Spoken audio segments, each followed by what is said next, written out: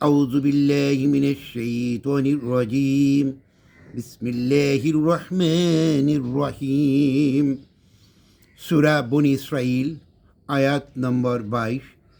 এখানে আল্লাহ রাব্বুল আলামিন বললেন, আর তোমার পরওয়ারদিগার আদেশ করিতেছে যে তোমরা তাহাকে ব্যতীত অন্য কাহারও ইবাদত করিও না, এবং তুমি মা বাপের সহিত সদ্ব্যবহার করিও।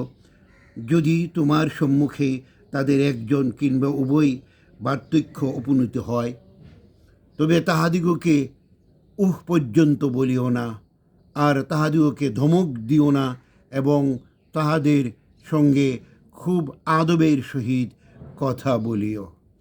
সুবহানাল্লাহ।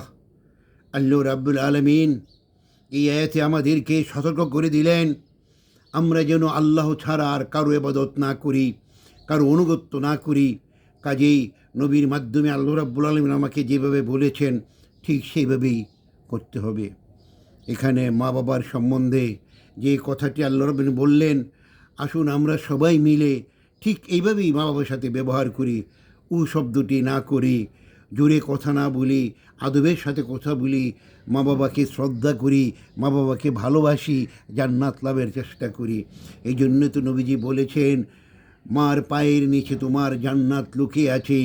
জান্নাত খোঁজো না তুমি বিদেশে গিয়ে, মায়ের সেবা করো, আল্লাহর কথা মানো, নবীর কথা শুনো, জান্নাত তুমি হাসিল করো। তাই সবাইকে অনুরোধ করব, যদি আপনাদের জীবিত থাকে মা বাবা অথবা একজন অথবা দুজন, সবার প্রতি সদ্ব্যবহার করুন, সাধ্যমতো তাদেরকে ভালোবাসুন। কারণ বৃদ্ধকালে সে টাকা পয়সার কোনো প্রয়োজন হয় না। টাকা পয়সা থাকলেও বয়স্ক মানুষ সেটা কোনো কাজে আসে না। তখন তার প্রয়োজন একটু ভালোবাসা, একটু আদর। তার ছেলে মেয়ে, তার নাই নাতি তাকে যত্ন করবে, আদর করবে, সুন্দর কথা বলবে। এটাই জীবনে পরম পাওয়া। আসুন আমরা সবাই কোরআনের কথা মেনে চলি, নবীর সুন্নাহ মেনে চলি, সুন্দর জীবন গড়ে তুলি। ধন্যবাদ সবাইকে। ভালো থাকবেন। লাইক কমেন্ট শেয়ার করবেন, অন্যকে নেকি হাসিল করার সুযোগ করে দিবেন। ধন্যবাদ সবাইকে।